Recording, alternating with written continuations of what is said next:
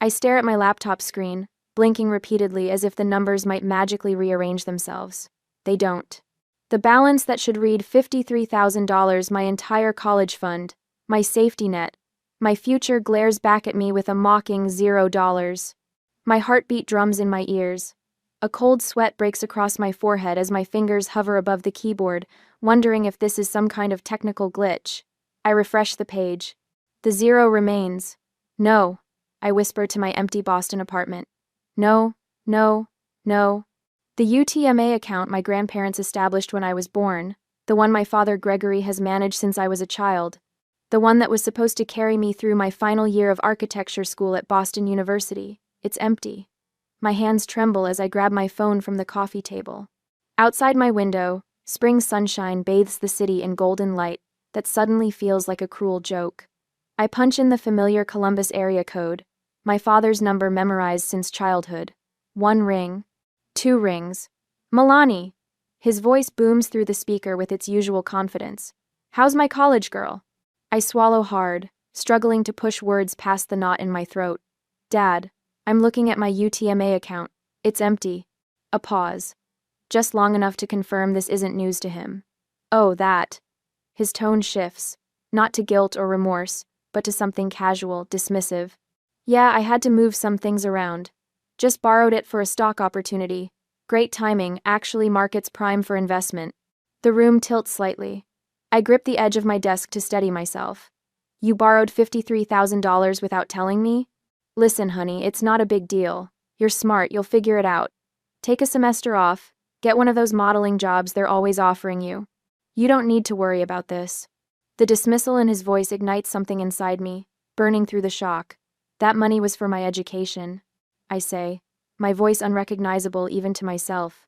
Grandma and Grandpa set it up specifically for college. You can't just take it. Milani, he sighs, as if I'm a child who doesn't understand basic arithmetic. Family helps family. This is a fantastic opportunity that will benefit all of us. I close my eyes, suddenly seeing with perfect clarity the neighborhood barbecues, where my father held court, our modest colonial home in Columbus, that he took credit for maintaining. In reality, it was my mother Helen who preserved our respectable facade, working herself to exhaustion with double shift days as a cashier at Robertson's Grocery, nights waiting tables at Finley's Diner, all while Gregory Wilson played the role of devoted family man, community leader, PTA treasurer. The role. It was always just a role. Dad, I need that money back. Now. I have tuition due in 3 weeks. Don't be so dramatic, he snaps, his patience clearly wearing thin. You're 24 years old. Time to stand on your own 2 feet instead of expecting handouts. My laugh sounds hollow. Handouts? That was my money. Legally, my money. Look, I've got a meeting. We'll talk later. The line goes dead. I stare at my phone in disbelief, my hand trembling so violently now that I nearly drop it. I take 3 deep breaths before calling him back. He answers on the 4th ring, annoyance evident. What, Milani? You need to put that money back. Today. My voice sounds stronger now, fueled by rising anger.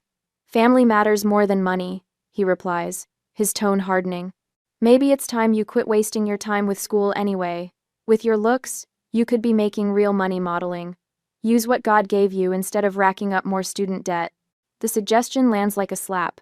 4 years of architectural studies, Dean's List achievements, a portfolio that already impressed 2 firms reduced to how I might look in front of a camera. I'm not quitting school, I tell him, tears threatening but held firmly in check. And I'm not using my looks instead of my brain. I need my money back. I'm hanging up now, he says coldly. Call me when you're thinking more clearly about what's important. The line goes silent again. This time, I don't call back.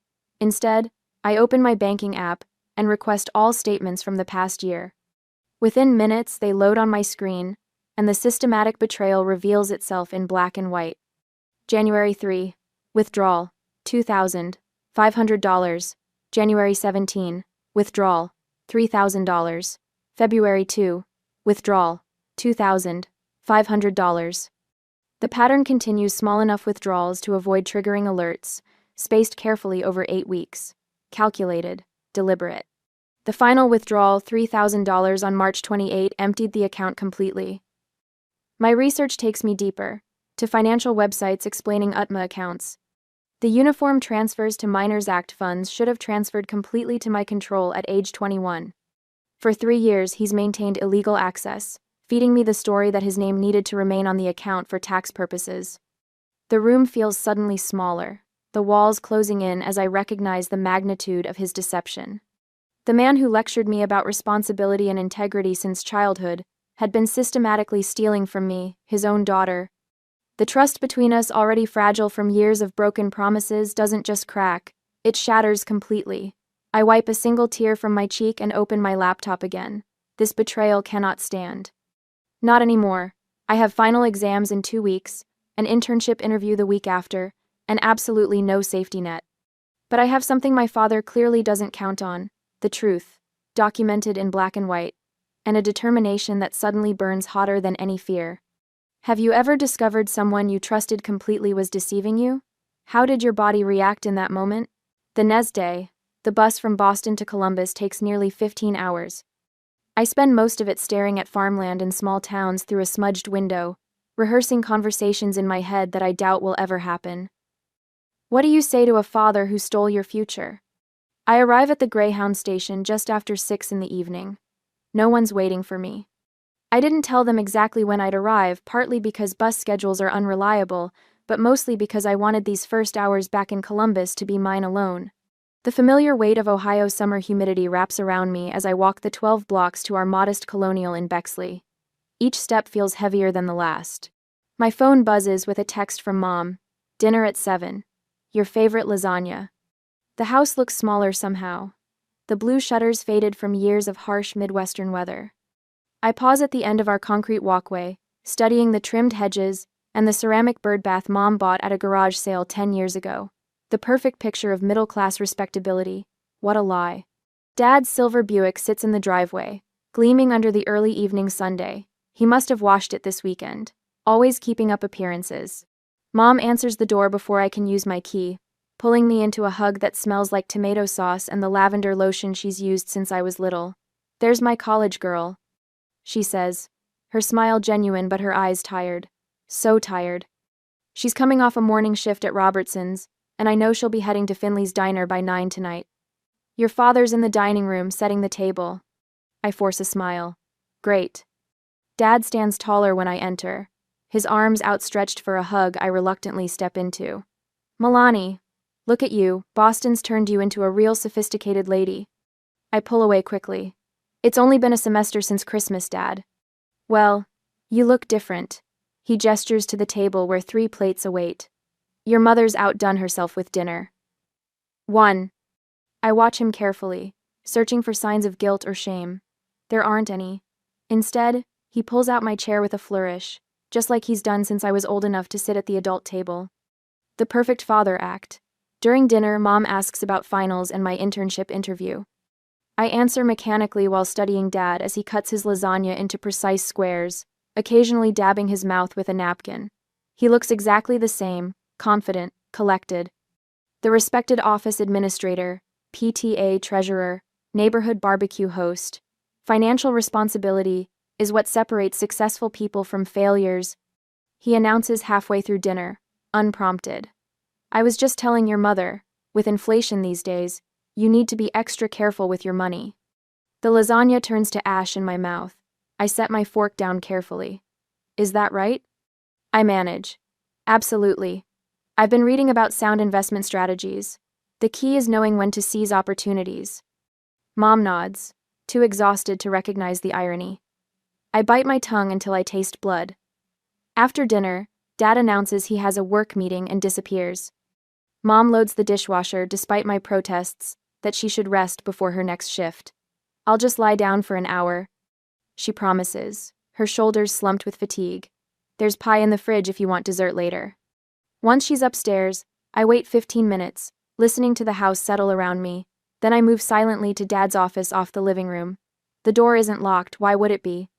In this house, Dad's word has always been law. His space is respected without question. Until now. The room smells of his sandalwood aftershave. A Columbus Dispatch lies folded on his desk next to a mug that reads, World's Greatest Dad. I start with the desk drawers, finding nothing but office supplies and old checkbooks. The file cabinet reveals tax returns, warranty information, and insurance policies all meticulously organized. I'm beginning to think I've made a mistake when I spot his navy jacket hanging on the back of the door. My fingers shake slightly as I reach into the pockets. Right pocket, car keys, a half roll of mints. Left pocket, folded paper, several slips. My heart pounds as I flatten them on the desk. Casino chip receipts from River West Casino. One for $500, another for $1,000, a third for $2,500. All dated within the past month. The truth hits me like a physical blow. He didn't invest my college fund in stocks. He gambled it away. I sink into his desk chair, documents spread before me. With newfound determination, I turn to his computer. The password takes 3 tries: my birth date, Mom's birth date, finally their anniversary, and I'm in. His browser history has been cleared, but his email remains logged in. I search for River West and find promotional offers, VIP invitations, special events. Dozens of them, going back months. The printer in the corner whirs to life as I print select emails. Then I find his credit card statement in a folder marked Finances Personal. My hands grow cold as I scan the transactions. ATM withdrawal, River West Casino, $300. ATM withdrawal, River West Casino, $500. ATM withdrawal, River West Casino, $750. The pattern stretches back page after page. I print these too.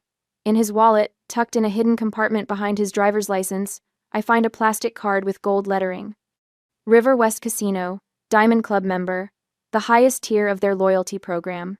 The sound of footsteps on the stairs sends me into frantic motion. I slip everything back where I found it, except for the papers I've printed, which I fold and tuck into my pocket. I've just closed the browser window when Mom appears in the doorway. "Thought you might like some tea," she says, holding out a steaming mug.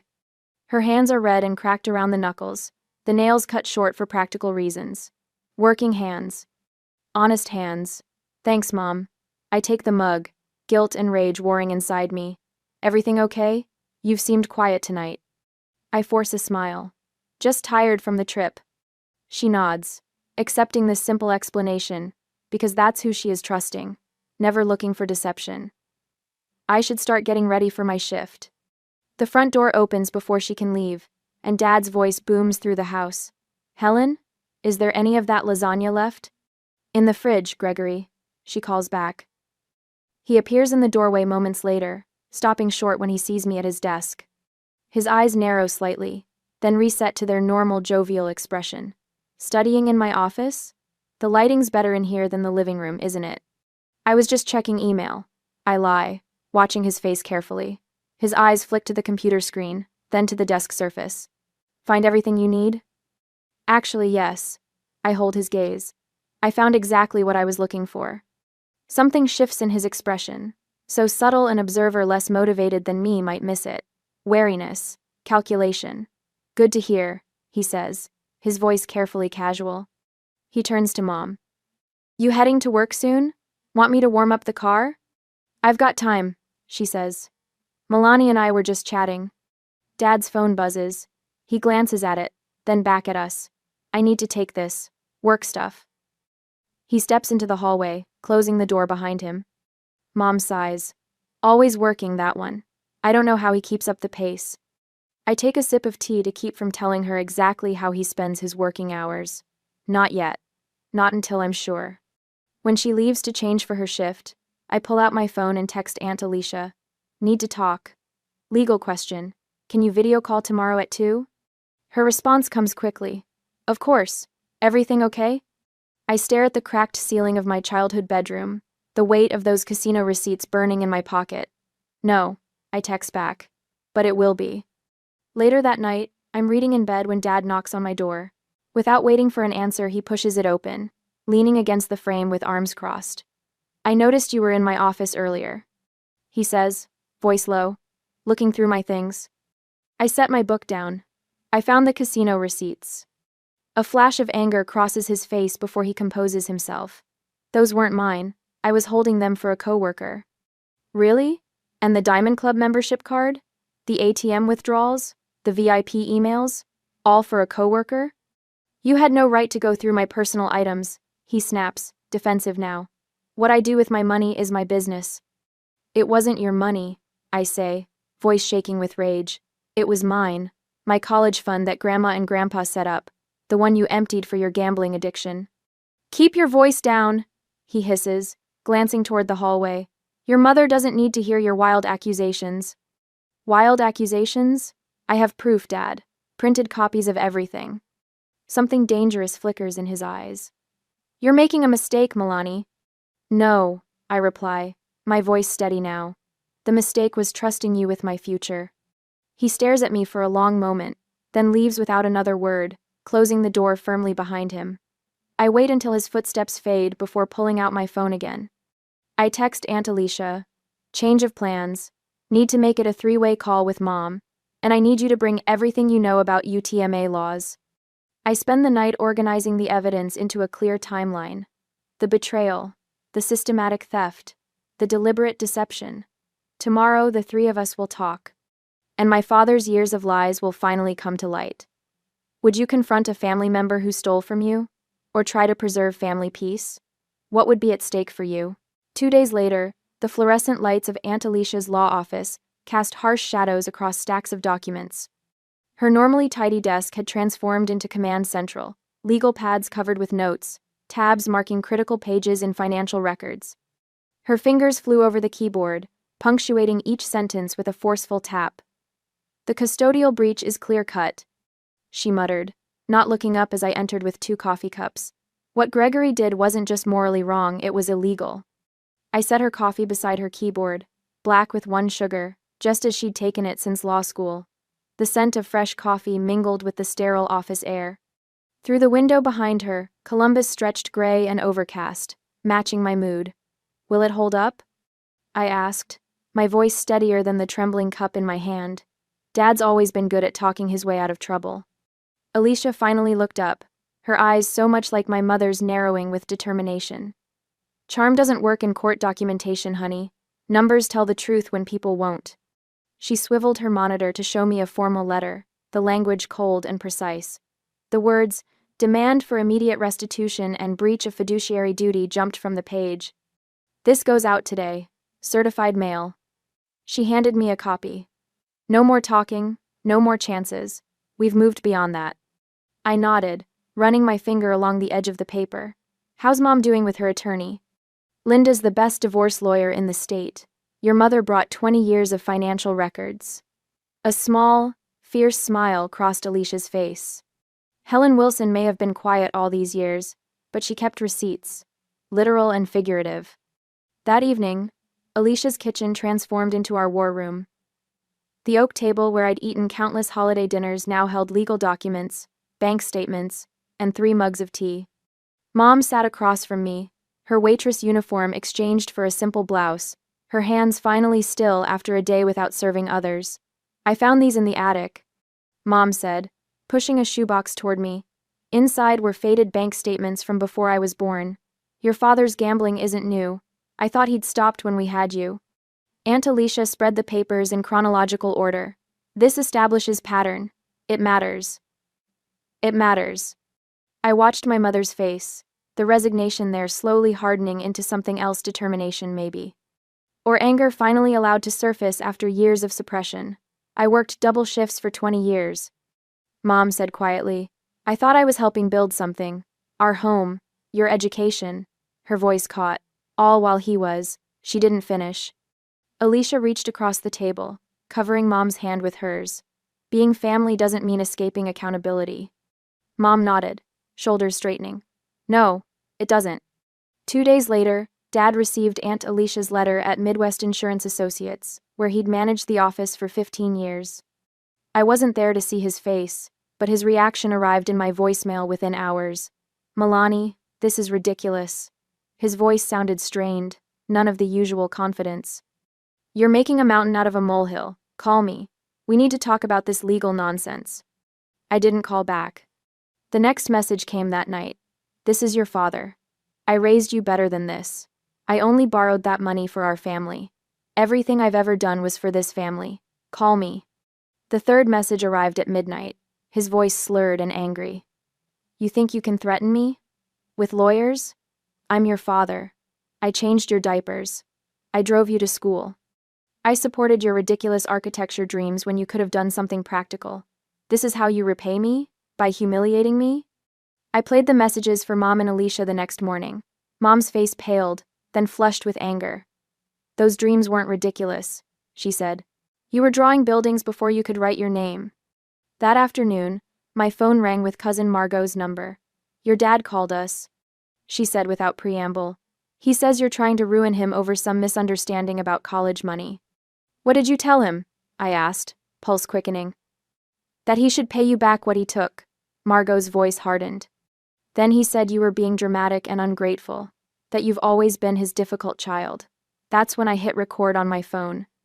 The recording she sent captured my father's desperate lies, each one more elaborate than the last. How I'd agreed to the loan. How I'd spent the money myself and was blaming him. How my mother had mental problems and couldn't be trusted. That night, Mom called me after her shift at Finley's diner. Her voice sounded strange, hollow, yet somehow stronger. I broke down tonight, she said, right in the middle of serving table 12 their meatloaf special. Mom, I'm so sorry. Don't be. Something had changed in her voice. Brenda from the kitchen sat me down in the break room, then Loretta joined us, then Mike from the grill. I pictured the diner staff, the people who'd watched me grow up during visits to Mom's workplace, surrounding her with support. They've seen it all these years. Mom continued. How tired I was. How your father never came to my workplace events, but expected me at all of his. How he'd drop by to borrow cash from my tips. I heard a soft tinkling sound through the phone. What was that? I asked. My wedding ring. I just took it off. The barest hint of wonder colored her voice. 26 years, and it slides right off like it was never meant to stay. I pressed my hand against my mouth, tears threatening. I'm wiping tables right now. She continued matter-of-factly, with bare hands. Do you know how strange that feels? Like I've been wearing invisible gloves all these years. The next morning, Dad found himself locked out of the family home. Mom had changed the locks overnight with help from Mike from the diner. His key cards to their joint accounts no longer worked. Alicia had made sure of that as soon as the demand letter went out. He's been calling neighbors. Mom told me during our morning check-in, telling them I'm having a breakdown, that you've turned against him. Does anyone believe him? Martha next door told him she'd seen his car at River West Casino enough times to know who was having problems. Mom's laugh held no humor. People aren't as blind as we think. Dad's carefully constructed image was crumbling. The PTA treasurer who'd given stern lectures about fiscal responsibility. The neighborhood barbecue host who'd complained about those people who can't manage money. The father who'd taught me to balance a checkbook at 12. All while systematically stealing from his own daughter's future. You're going back to Boston tomorrow. Aunt Alicia told me that evening, passing me a printout of my flight confirmation. I'll handle things here. But the legal proceedings will take months. You need to focus on finishing your degree. Her expression softened slightly. That's the best revenge, you know. Succeeding despite him. I looked at the flight information, then at my mother sitting quietly at the kitchen table, her bare ring finger occasionally touched by her opposite hand, as if confirming its freedom. I can't afford to finish without that money, I said. You'll get it back, Alicia said, the same iron certainty in her voice that had won her countless cases. Every penny, plus interest. I've already filed the emergency injunction. Mom looked up. And I'm selling the dining room set. Your father insisted we couldn't live without. It should cover your books for next semester. Mom looked up the dining room. I stared at these two women, their faces so similar yet marked by different lives, one who'd fought openly, one who'd endured quietly, both now refusing to bend. Something unfamiliar unfurled in my chest. Not just determination, I'd always had that. This was bigger. The certainty that came from knowing I wasn't fighting alone. Okay, I said, straightening my shoulders. I'll finish my degree, and Dad will face consequences for once in his life. Mom nodded, a single tear tracking down her cheek. Some things matter more than peace, honey. Some fights are worth having. Outside, Columbus prepared for evening, streetlights flickering to life one by one. Tomorrow I'd be back in Boston, back to models and blueprints and the future I refused to surrender. Behind me would be these women, my real foundation, stronger than any architecture I'd ever design. A month later, the Ohio courthouse looms before me, all sandstone and solemnity. My fingers tremble slightly as I smooth my charcoal pencil skirt, professional armor against the betrayal awaiting inside. Aunt Alicia walks beside me, briefcase swinging with purposeful rhythm, her heels clicking a confident beat against the marble steps. "Ready?" she asks, her hand warm on my shoulder. I nod, not trusting my voice. Through the heavy wooden doors, past security, down a corridor that smells of furniture, polish, and faded dreams, I spot him immediately. Dad sits with his attorney, head bent in conversation. He wears his Sunday suit, the one reserved for impressing people, and his practiced expression of concerned fatherhood. The mask I once believed without question. Our eyes lock across the room, his flash with momentary panic before settling into righteous indignation. All rise. The bailiff calls, and we stand as Judge Harriman enters, her silver hair cut in a practical bob, reading glasses perched on her nose. "Wilson versus Wilson," she announces, scanning the documents before her. "Custodial account dispute." Dad's attorney speaks first. Mr. Bentley, silver-haired and silver-tongued, rises with theatrical gravity. "Your Honor, this is merely a family misunderstanding," he begins, voice dripping with reasonableness. "My client was acting in what he believed to be the family's best interest during a temporary financial challenge." I swallow hard, tasting bitterness. The word temporary hangs in the air like poison. Aunt Alicia stands, her voice cool and precise. "Your Honor, this was no misunderstanding. We have evidence of systematic withdrawal over an 8-week period, totaling exactly $53,000. This represents clear breach of fiduciary duty under the Uniform Transfers to Minors Act." She methodically presents our documentation: bank statements, text messages, recorded phone conversations where Dad admits taking the money. With each piece of evidence, Judge Harriman's expression hardens. "Mr. Wilson," she finally says, peering over her glasses at my father, "these withdrawals appear deliberate and calculated. What explanation do you offer the court?" Dad rises, straightening his tie. The gesture's so familiar it makes my chest ache despite everything. "Your Honor, I've always put family first," he begins, voice steady with practiced sincerity. "This money was going to be invested for Milani's future, a better return than just sitting in an account." "And where are these investments now, Mr. Wilson?" Judge Harriman asks. Dad shifts his weight. "There were some unexpected market fluctuations." The judge's eyebrow arches.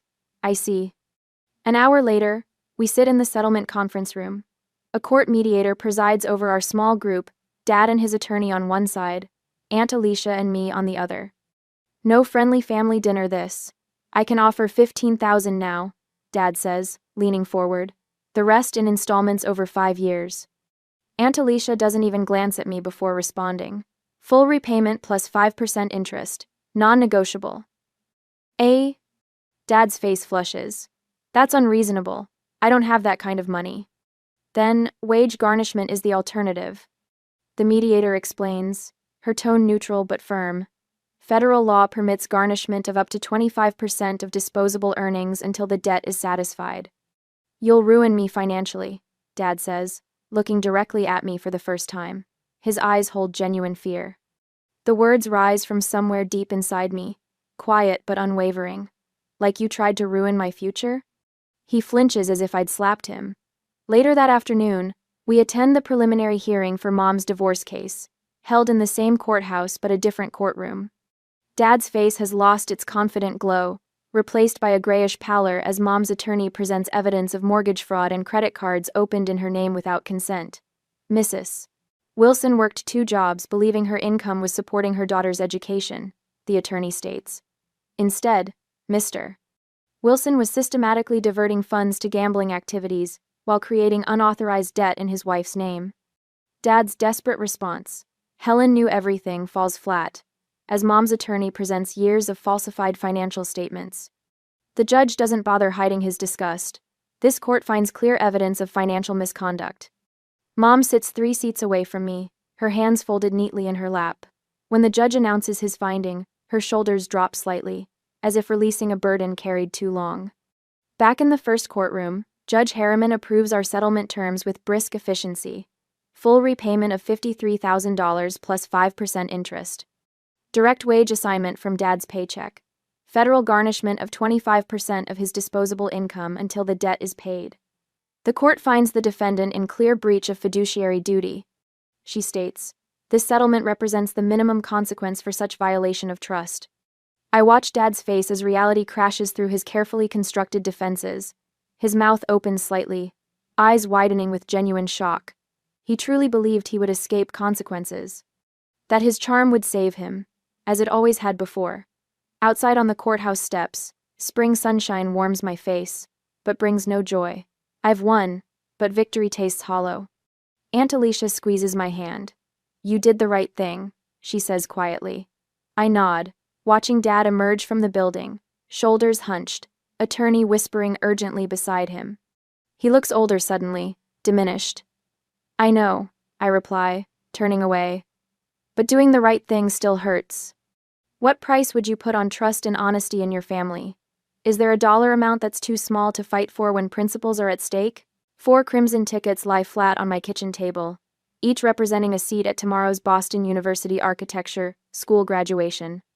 I run my finger along the embossed university seal, feeling the weight of my decision with each pass. 4 tickets, I whisper to my empty apartment. The late afternoon sun filters through my blinds, casting stripes across the neatly arranged rectangles. I've already decided who deserves to witness this moment. I fought so hard to reach. Mom, Aunt Alicia, and my 2 closest friends, Sophia and Trevor. Not Gregory Wilson. Not the man who almost destroyed this future. My phone buzzes with an incoming text. Dad's name appears on the screen. His 5th message today. When should I book my flight? Need to request time off work. The casual presumption in his words ignites a familiar heat in my chest. I take a deep breath and type my response. I only have 4 tickets. I've allocated them to Mom, Aunt Alicia, Sophia, and Trevor. I won't be able to accommodate you at the ceremony. His response comes almost instantly. This is ridiculous. I'm your father. Of course I'll be there. I place my phone screen down on the table, my hand trembling slightly. 6 months since the court order. 6 months of wage garnishment payments trickling into my account. 6 months of his alternating guilt trips and demands for gratitude because he's making things right. My phone lights up again with multiple messages. You wouldn't even have a graduation without me. I worked for years to support your education. What will people think when your father isn't there? The last one almost makes me laugh. What would people think if they knew the truth? That he gambled away my college fund? That a court had to force him to repay what he stole? I silence my phone and return to packing my graduation cap and gown. The morning of graduation dawns bright and clear. Boston sparkles beneath an impossibly blue May sky as Mom and Aunt Alicia arrive at my apartment with coffee and pastries. Oh honey, look at you, Mom says, her eyes already welling with tears. She looks different now, lighter somehow, despite the new wrinkles around her eyes. The divorce proceedings finished last month, and freedom suits her. Stop it, Helen, you'll make your makeup run before we even get to the ceremony. Aunt Alicia says, but her voice is gentle. She hands me a garment bag. Your robe might wrinkle if you carry it. Let me hang this up for you. In the hotel room, Mom sits me down at the vanity mirror. From her purse, she removes a small velvet box. This was your grandmother's, she says, opening it to reveal a delicate silver pendant shaped like an architect's compass. She wore it when she worked as a draftsman in the 60s. Not many women did that work back then. I touch the pendant gently. I didn't know she was in architecture. She wasn't allowed to advance, Mom says, clasping it around my neck. But she would be so proud of where you've gone with your talent. The pendant rests cool against my skin as tears threaten.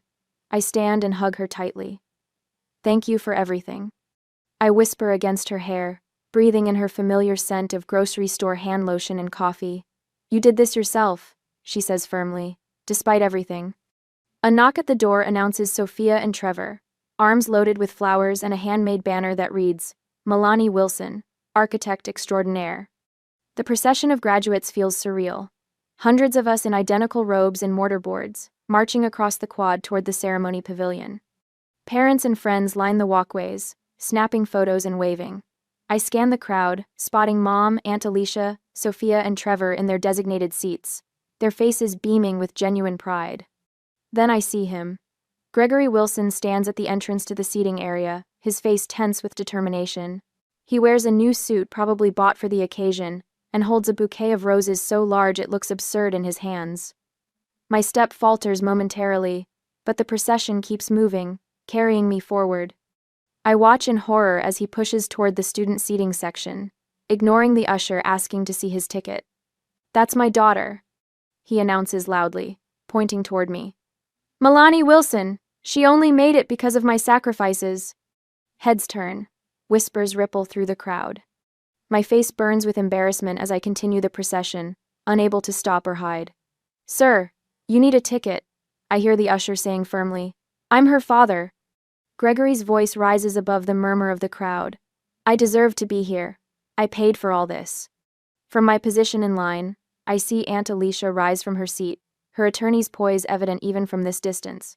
She intercepts Gregory in the aisle with remarkable speed. "You don't have a ticket," she says, her voice calm but carrying clearly. "You don't belong here." "Get out of my way, Alicia," Gregory hisses, loud enough for nearby rows to hear. "I deserve the front row as her proud father." "No," Aunt Alicia stands firm. "You were expressly not invited." Two security officers approach, their manner professional but uncompromising. "Sir," the taller one says, "we need to see your ticket, or we'll have to ask you to leave." "This is ridiculous." Gregory's voice rises further, drawing more attention. "That's my daughter. I'm entitled to see her graduate." "Sir," the officer repeats, "leave now or we'll escort you out." "Do you know who I am?" Gregory demands, his face reddening. "I'm Gregory Wilson. I've sacrificed everything for that girl. Without me, she wouldn't even be here." The security officers exchange a glance, then each takes one of Gregory's arms. "No, this is outrageous." He struggles against their grip.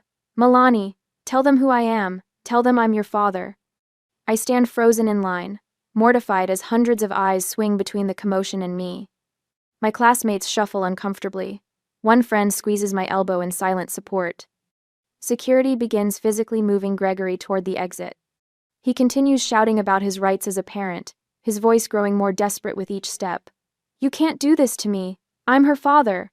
I've done everything for her." As they finally remove him from the pavilion, an unexpected sensation washes over me. Not the crushing embarrassment I anticipated, but something lighter. Relief.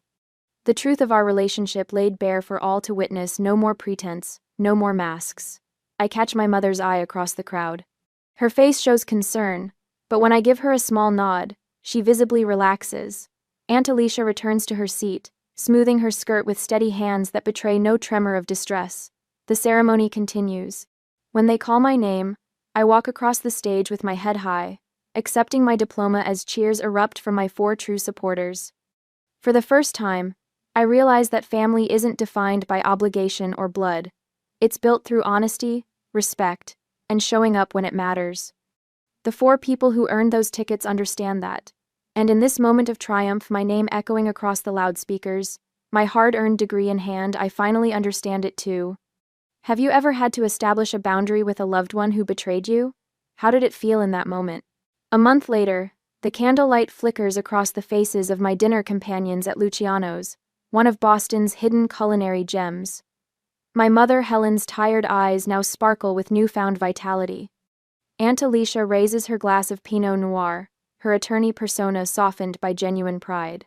"To Milani," she announces, her voice carrying over the restaurant's gentle hum, "who didn't just earn her architecture degree, she fought for her future and won."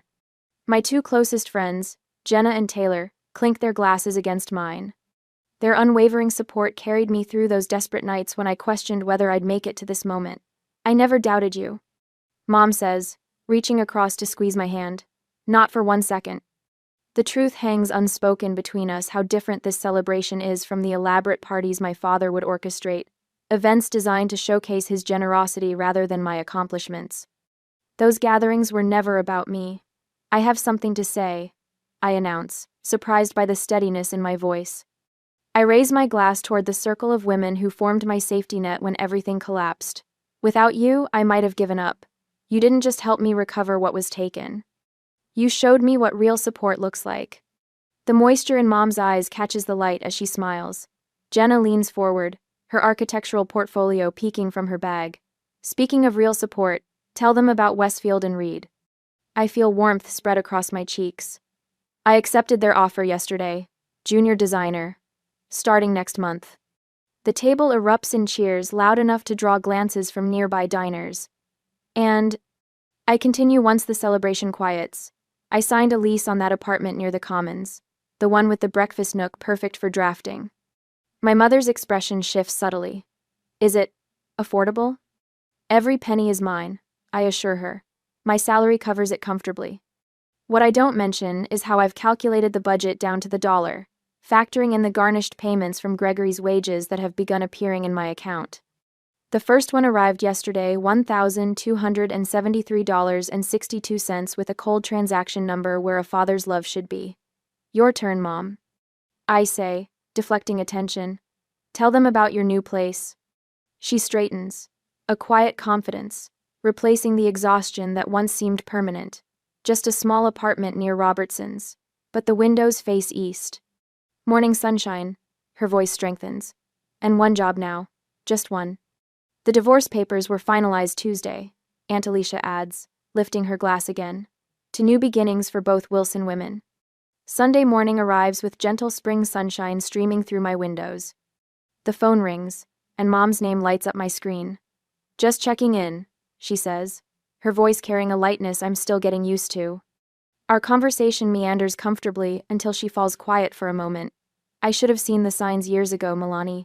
Her voice drops to nearly a whisper. All those late nights, he claimed, were work meetings. He fooled us both, Mom, I interrupt gently. Remember when he convinced us he needed that new leather briefcase for client meetings? And we found it stuffed with candy wrappers in the garage 3 months later. She finishes, a small laugh escaping her. The sound of her laughter heals something in me I hadn't realized was still broken. Later, I walk through Boston Common, my steps light despite the weight of everything behind me. Students sprawl across the grass, textbooks open to catch the spring sunshine. A young woman struggles ahead of me, arms wrapped around a stack of architecture textbooks that threatens to topple. I quicken my pace, catching a heavy volume as it slides from her grip. Structural Engineering Principles. I read from the cover, smiling. Second year? She nods gratefully. These weigh a ton. Mind if I help? I'm headed this direction anyway. As we walk, I see myself in her determined expression. That evening, I sit at my small desk, confirmation email open on my laptop. My new savings account with its triple verification security measures stares back at me. I transfer my first deposit, watching the numbers climb from 0 each digit representing security I've built for myself. My phone buzzes with a text. Gregory's name appears with the first line visible. Milani, you need to reconsider this whole legal. I swipe it away without reading further, turning instead to the design sketches for my first professional project. He thought stealing my money would steal my future. Instead, his betrayal made me stronger.